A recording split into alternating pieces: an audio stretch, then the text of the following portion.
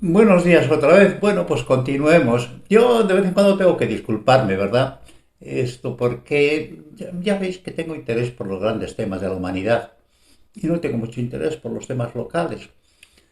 Pero inevitablemente vives en un país y las cosas de tu país te afectan. Y ahora aquí en España estamos, las izquierdas están intentando explicar y culpabilizar de sus propios crímenes y errores de la guerra civil. Bueno, la guerra civil fue un tema de las izquierdas que fueron incapaces de mantener el orden público y que permitieron que los partidos políticos tuvieran cárceles propias, esto que la gente sacaran de las casas para asesinarlos a la gente por apellido y por listín telefónico, un disparate, mataron curas por miles, asaltaron y violaron conventos y a las monjas, en fin, un auténtico disparate. Y obviamente ante aquello estuvo una reacción porque estaban dispuestos a matar la mitad de España. O sea, es decir, las izquierdas estaban dispuestos a matar la mitad de España. Y esa mitad se rebeló y dijo, hasta aquí hemos llegado y ganaron. Y se portaron con 200.000 veces más generosidad de lo que las izquierdas se habían portado. Porque, bueno, la pasionaria, que por cierto fue amiga de mi abuela, la pasionaria llegó a decir que es preferible 100 inocentes muertos antes que un culpable esto en libertad. 100 inocentes muertos. Eso lo llevó a decir. Y amenazó al líder de la oposición diciéndoles la última vez que usted hace este discurso en esta Cámara, y fue la policía y lo mató, lo asesinó al líder del principal partido de la oposición. Además de que la Segunda República llegó por un pucherazo absoluto, absoluto. Las izquierdas ganaron las elecciones con un pucherazo absoluto. Fue una mentira, una trampa y un crimen desde el primer momento. Y bueno, pues como ahora está con una ley histórica que esto que yo estoy hablando se va a considerar delito, pues bueno, pues antes de que sea delito, vamos a decirlo, porque claro, es que van a atentar contra la libertad democrática, de cátedra, contra la libertad de expresión, contra los historiadores, contra los escritores. No se va a poder decir la verdad. Bueno, pues dentro de este tipo de cosas, de lo que hizo el régimen de Franco, que fue la salvación de España, de verdad. Es decir, la transición en España se pudo hacer porque resulta que las clases populares tenían ya mucho que perder. Y entonces todo el país entero se decidió en fin, por llegar a un arreglo y perdonarnos los unos a los otros y tirar hacia adelante. Eso es lo que se hizo, porque no había ese populacho de barricada, ese pueblo en armas, en desesperación, en angustia de hambre, esto con lo que provocó la guerra civil. O sea, la transición entera se la debemos a Franco, que creó las clases medias y permitió una transición, bueno, en fin, con dolores y pero con perdones para los unos y para los otros. Uno de los mayores asesinos de la guerra civil, que fue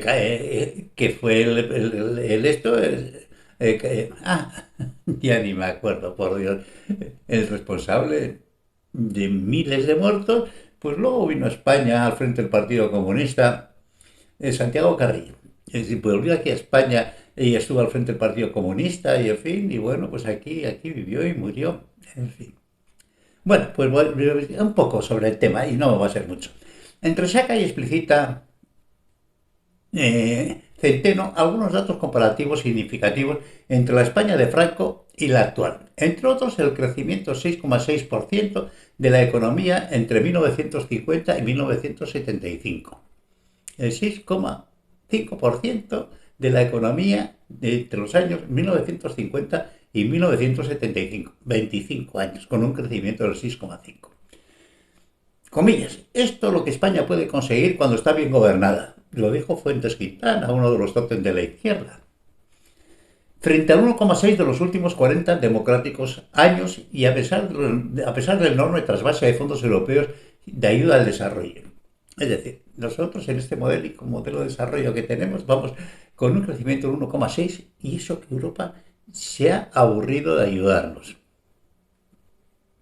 Donde además hemos pasado de un Estado paternalista y colaborador a un Estado feroz con su ciudadanía, que permite un concepto económico de la vida social dominada por el ultracapitalismo sin límite, abusivo y una fiscalidad absolutamente absurda al servicio de los dispendios de una corrupta clase política que ha perdido totalmente el rumbo de su compromiso con la sociedad. Esta ha sido la transformación democrática de España. Una convergencia con los países más ricos de Europa del 83%, la más alta conseguida desde el siglo XVI, al día de hoy, durante el tiempo de Franco, al día de hoy rebajada al 71%. Es decir, que en equiparación con el resto de los países de Europa, habíamos llegado hasta el 83% y hoy estamos en el 71%. Con una estructura productiva tercermundista de enchufados públicos, especuladores y camareros, con un empleo público de funcionarios muy bien preparados de no más de 700.000 personas, se gobernó Franco, a cerca de los 4 millones actuales, cuya capacitación principal es el nepotismo de los políticos entre el empleo estatal autonómico y la selva de las empresas públicas sin control, creadas justamente para eso, para eludir los controles de la administración pública, un disparate mastodónico, ineficaz, lleno de duplicación de funciones, comedero de paniaguados al servicio de los políticos de turno, cuya principal misión parece consistir en enriquecerse como sea y lo más rápido posible y en colocar a familiares, amigos, amiguetes, amiguetes y amigotes en el mayor número posible. Y asfixiar y robar y explotar y joder al pueblo todo lo que pueden y un poquito más. Por el IVA. Joden al pueblo todo lo que pueden y un poquito más en concepto de IVA. No es tampoco una novedad, ¿eh? Creo que no es tampoco una novedad. Creo que estamos hablando de que esto es más o menos lo normal en la mayor parte de las democracias del mundo. Lo que pasa es que nosotros, los españoles, cuando nos ponemos a hacer las cosas mal, las hacemos estupendamente mal. Faltaría más. Los españoles aprendimos pronto a vivir de espaldas a la política sin contar con el gobierno de Franco para casi nada. Para casi nada. Y él dejó hacer. Y él dejó hacer que el país se desarrollara y se envolviera. Aunque ya se sabe que los gobiernos siempre condicionan la vida privada y social, por poco que lo hagan, sobre todo en temas políticos y de orden público, donde fue implacable en la imposición de una paz política y social sin fisura. No hubo pleito laboral entre un trabajador y un empresario que ganara el empresario. No hubo pleito laboral entre un trabajador y un empresario que ganara el empresario, ni uno. Y sobre todo una España unida sin separatismos, egoístas y disgregadores. Una España como Suiza, pero menos que Suecia, bastante monótona y aburrida hasta el sopor, salvo el incipiente turismo que cambió todo el panorama social, lo que le permitió a Agustín de Fossá, uno de los grandes heterodoxos españoles, decir una de sus malévolas ingeniosidades siendo embajador. Comillas, hagamos de España un país fascista y vayámonos todos a vivir al extranjero. De hecho, en esos 40 años, España pasó del siglo XVII como mucho, salvo muchas minorías muy ilustradas, los letrados, herederos de las inalcanzables cumbres intelectivas del siglo largo, de Oro, de Nebrija, Calderón, polarizados alrededor de la revolución educativa entre los fines del XIX, en 1876, hasta la guerra civil que supuso la institución libre de enseñanza de Giner de los Ríos, junto con la residencia de estudiantes, comillas, hombres nuevos educados en una escuela neutra, tolerante y abierta a la realidad exterior. Esto es una realidad, ¿eh? Lo de la residencia de estudiantes y la educación de la institución libre de enseñanza, ampliamente conectadas con toda la intelectualidad mundial significativa, vivero de las mejores y más cultas cabezas que España ha producido en su larga historia, excepto ahora mismo. Hoy es el máximo conseguido. Presiglo de las luces al siglo XX al completo. Eso se consiguió en esos años. Bien, cuentan Franco, que era la anécdota que quería contar, que recibió a Sabino Alonso, director del periódico Arriba, que era una de las voces del régimen, quien vino a quejarse de las presiones que sufría por parte de las distintas familias y sectores del bando vencedor de la sociedad española, cada cual con fiera determinación detrás de su pedazo de carta, y al que le dijo: usted haga como yo, con esa vocecita, usted haga como yo, no se meta en política.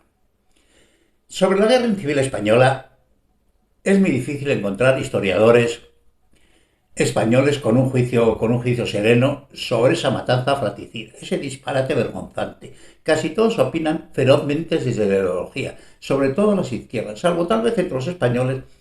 Fernández Díaz Plaja, en su obra La guerra civil en sus documentos, ya que no opina, transcribe documentos y donde se comprueba el alto nivel intelectual, discursivo y de los políticos de la República, cuajada de demagogos bastante brillantes, desmentidos por los hechos, frente al lenguaje cuartelario de los partes de guerra. Unos hacían juegos florales para el mundo y para intentar lavar los crímenes y disparate de los que eran absolutamente responsables, y los otros eran profesionales, hacían una guerra para ganarla y la ganaron.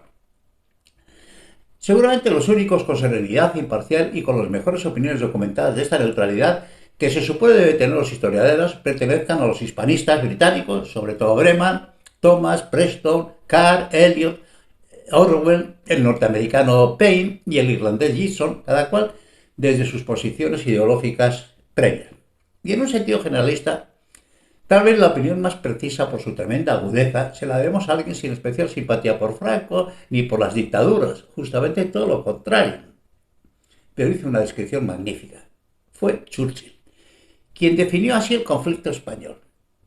Agarraos a las butacas vosotros, los demagogos de salón. Comillas. A mediados de junio de 1936, la creciente degeneración del régimen parlamentario en España y el vigor con que se preparaban sendas revoluciones comunistas y anarquistas desencadenó un alzamiento militar que llevaba tiempo preparándose. Cerrar comillas. La deriva hacia la dictadura comunista rusa era más que evidente. Abrir comillas. Sigue Churchill.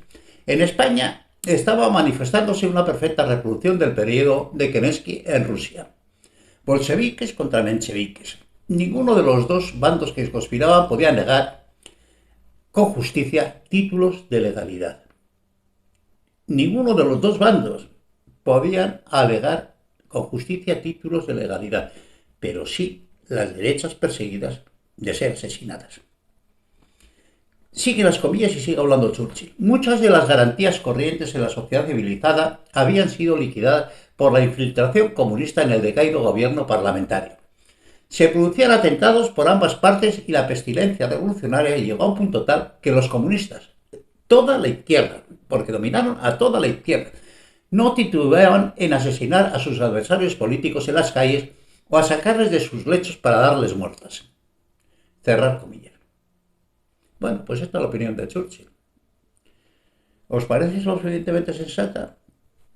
A mí me parece más que sensata. Las izquierdas siempre lo han tenido claro. Si ganan ellos es una fiesta de la democracia. Si pierden es un atropello antidemocrático y fascista de voto cautivo o del voto del miedo. Este es el pensamiento central de las izquierdas. Si gana es una fiesta de la democracia. Si pierde es un atropello. Esos son los fascistas. Y inmediatamente lo que intentan es paralizar el país y eso está justificado. Oye, hemos perdido, pues paralizamos el país. Si ellos protestan violentamente en las calles, es una fiesta de la libertad de expresión. Pero todas las manifestaciones pacíficas de la derecha son expresiones fascistas e involutivas. Joder, qué hartón. Joder, qué hartón de discurso. Qué hartón de discurso. ¿No os aburrís ya de decirlo? Yo, desde luego, estoy absolutamente aburrido de escucharlo. Un divertido, penetrante, irónico escritor que vivió los horrores convulsos de la época, un civilizado cosmopolita, rara avis en aquellos tiempos viscerales, en la España aquella tan visceral y tan asesina. Un lúcido bon vivant en la España de los años 30, Javier Porcela, bastante injustamente olvidado en la actualidad, al igual que Pemar, el mejor estudioso y comentarista de Séneca de todos los tiempos, al menos en España. Temprano viajero temporal a Hollywood como guionista, tildado como fascista por las izquierdas, a pesar de que una y otra vez afirmó que no era ni de derecha ni de izquierdas. No ser de derecha ni de izquierdas es un credo solo al alcance de las personas cultas, inteligentes y civilizadas. Porque Ortega ya dijo que decir que eres de izquierdas o de derechas es dos formas de definirte como un auténtico gilipollas. Bueno, maltratado también por las derechas, sobre todo por los integristas católicos de Oz y de Cod, que utilizaron la censura implacable contra sus obras, afirmó que las izquierdas españolas en las elecciones de febrero del 36 tomaron el poder mediante el fraude y la violencia, y se apuntaron la victoria siendo esto manifiestamente falso, que tomaron el poder por la fuerza tras unas elecciones que habían perdido. Y que aprovecharon, comencemos con el buen gobierno del pueblo, y que aprovecharon para cerrar todos los periódicos adversos y suspender de facto la libertad de expresión. Comillas. Exactamente el mismo recorrido del chavismo y de Maduro de hoy en Venezuela, con asesoramiento de la misma izquierda asesina española, los mismos. Y todo el resto ha sido mentir, mentir, mentir y seguir mintiendo hasta el día de hoy. Afirma también que la única acción del gobierno en los 5 años que duró la República fue el odio, la destrucción, el asesinato y la mentira, que la República nunca fue una democracia, que fue una asesinocracia. Y la guerra civil no la trajo Franco, la trajo la anarquía asesina e impune que propició y consintió el gobierno de las izquierdas anarquistas, socialistas y comunistas del denominado Frente Popular. Como se puede entender, es el autor predilecto de las izquierdas. Las izquierdas lo leen con devoción. Cuando los partidos políticos cambian el superior interés general por el interés de su partido, como hacen todos, la democracia ha muerto. En España ni siquiera nació ni vio la democracia en esa época. Fue un fraude clamoroso. Fue un fraude clamoroso con el golpe de Estado del Partido Socialista del 34 y porque hicieron y provocaron la guerra civil. Todo el gobierno de la República fue una panda de ladrones, asesinos, de ladrones y de asesinos. Se hincharon a robar y se hincharon a matar. ¿Qué tipo de democracia es un sistema que permite a los sindicatos y a los partidos de izquierdas tener cárceles privadas, checas, donde se detiene a las personas arbitrariamente, se las tortura, se las roba y se las asesina impunemente? ¿Qué tipo de democracia es cuando civiles armados de izquierdas pueden entrar en las cárceles, sacar presos preventivos sin ninguna acusación ni orden judicial en su contra y fusilarlos en los descampados? ¿Qué tipo de democracia es un gobierno que permanece inane mientras se expolian las iglesias, se incendian actos seguidos, se asesinan a sacerdotes impunemente? ¿Es acaso una democracia un sistema donde el gobierno ordena la detención a medianoche del líder de la oposición parlamentaria y lo asesina la policía en el coche de traslado? Y ante ese asesinato alevoso, el que casi inmediatamente fue nombrado ministro gobernador, Ángel Galarza, se permite decir, comillas, a mí el asesinato de Calvo Sotelo me produjo un sentimiento. El sentimiento de no haber participado en su ejecución. Cerrar comillas. Un ministro de la República dijo públicamente esto. Sea tu nombre maldito por los siglos. Y entre tanto crimen, entre tanta basura ideológica, entre tanta mentira y tanta traición, entre tanto expolio y tanto robo, entre tanto odio y tanta destrucción, entre tanta sangre y tanta mierda, solo destaca por su altura espiritual la voz de José Antonio Primo de Rivera en su testamento, escrito en su celda poco antes de morir, alevosamente fusilado prácticamente al inicio de la guerra civil. Comillas. Ojalá fuera la mía la última sangre española que se vertiera en discordias civiles. Ojalá encontrara ya en paz el pueblo español, tan rico en buenas cualidades entrañables, la patria, el pan y la justicia. Pero no fue así. 1 millón de muertos, Gironella. 1 millón de muertos. Nos costaron la guerra civil. Un solo soneto puede acreditar y hacer eterno a un poeta, y un alto pensamiento sirve de sobra para justificar toda una vida. Pocos son los capaces de tenerlo, y menos enfrentado a una muerte injusta. Una persona condenada a muerte, a una muerte injusta y que fue fusilado en la cárcel, eso es lo que escribió, os lo repito porque es hermoso. Y no tengo ningún interés con el tema de la falange, ninguno, pero hay que reconocer las cosas como son. Ojalá fuera la mía la última sangre española que se vertiera en discordias civiles. Ojalá encontrara ya en paz el pueblo español, encontrara ya la paz, me imagino, el pueblo español tan rico en buenas cualidades entrañables. Ojalá encontrara la patria, el pan y la justicia. Bueno. Pedro Muñoz Seca, notable escritor, autor de las obras teatrales más populares de España de todos los tiempos, La venganza de Don Mendo, Si me leéis fuera de España, leerla porque tiene gracia toda la que uno quiera. Al que se le hizo una farsa de juicio solo por ser católico y monárquico, sin ningún otro delito, dijo burlón antes de su juicio: podéis quitarme todo menos el miedo que os tengo. Pero al escuchar su sentencia a muerte dijo: hasta el miedo me lo habéis quitado. En su carta de despedida de este mundo, dirigida a su esposa que le había dado 9 hijos, esta fue su despedida. Y si Dios tiene dispuesto que no volvamos a vernos, mi último pensamiento será siempre para ti. Pues justamente esto es una democracia, de asesinocracia revolucionaria, comunista, anarquista y socialista, es lo que provocó la Guerra Civil Española, como única defensa contra esta pretendida democracia disparatada y asesina que agregó de Marañón, uno de los muchos intelectuales republicanos, uno de los padres de la República. Desengañado, hizo dolorosamente confesar: comilla, solo una cosa importa, que España, Europa y la humanidad se vean liberados de un régimen sanguinario, de una institución de asesinos cuyo advenimiento, por un trágico horror, nos confesamos culpables. Él fue uno de los padres de la República. Y esto es lo que pensó cuando vio lo que hacía la República. Al resto del mundo le costó más tiempo entender cuál es la auténtica cara del comunismo y los muchos tontos que les bailaron el agua en España en esa época: el socialismo, el anarquismo y los nacionalistas independientes. Estos últimos burgueses de ultraderecha capaces de cualquier disparate que crean conveniente a sus torpes intereses, como pasa de nuevo hoy día. Burgueses de ultraderecha que aceptan cualquier disparate. Indalecio Prieto, ministro de Defensa, el mayor ladrón de la historia de España, que disfrutó del inmenso botín impunamente en su exilio de México, uno de los grandes culpables de la guerra civil, tal vez el mayor junto con Largo Caballero, ambos socialistas, ante las peticiones exorbitantes e imposibles de los burgueses nacionalistas vascos para defender la República, o amenazaba que se basaban al lado de Franco, con las que compartían exactamente los mismos valores religiosos y sociales.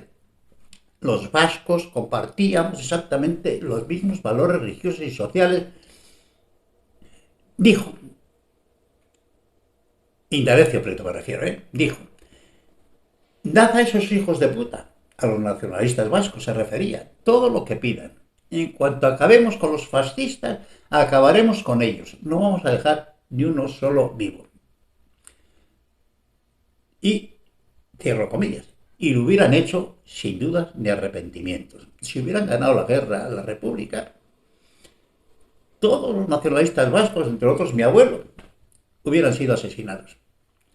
Analizando lo más significativo escrito sobre la Guerra Civil Española y la trayectoria de sus protagonistas principales, destaca el posicionamiento unánime de las mejores cabezas españolas de la época en pensamiento filosófico: Ortega, Unamuno, Marañón, Pérez de Ayala, Pemán, Manuel Machado, el gran admirador de Franco, Dalí. Todos, absolutamente todos, se posicionaron con Franco frente a la anarquía sangrienta y asesina del Frente Popular. Parece la mejor compañía para analizar la situación con un cierto equilibrio.